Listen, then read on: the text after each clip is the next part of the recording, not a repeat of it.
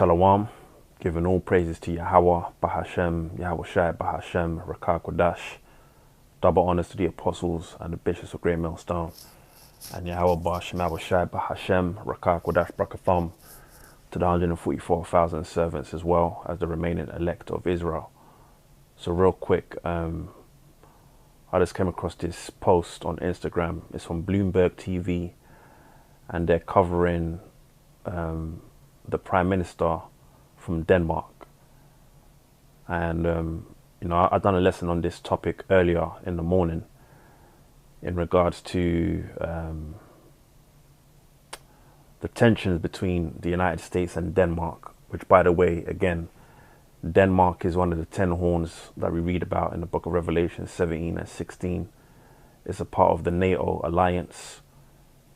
And as I mentioned earlier, what we're seeing in the news is the hatred being stirred up amongst these European nations, amongst the 10 horns, if you will. Their hatred is being stirred up against America. And according to this report here from Bloomberg TV, which I didn't know, it says down here, Denmark Prime Minister Matt Frederiksen said that if President Trump were to attack Greenland, that would mean the end of the NATO alliance. Okay, so what we're seeing right now is the Lord Yahweh Bahashem Shai breaking up Esau's kingdom, okay, bringing about great division amongst these Edomites, amongst these Edomite nations, which is a beautiful thing to see. What we're witnessing is prophecy, right? Even Yahweh Shai said that if Satan be divided against Satan, how can his kingdom stand? Okay, so these Edomites, their kingdom is divided according to the prophecy. Prophecies such as Daniel chapter 2, you can read from verse 38 on down. You know, it speaks about Esau's kingdom being divided. So that's what's happening in the news, man. You know, the Lord is bringing this man's kingdom to an abrupt end. Let me just play this back and I'll read off what's being said here in the video. So she says, firstly, I believe that the US president, i.e. Donald Trump, the king of Babylon, should be taken seriously when he says that he wants Greenland. But I also want to make it clear that if the United States chooses to attack another NATO country militarily, then everything stops. That is including our North Atlantic Treaty Organization, which we understand NATO alongside the European Union is the beast.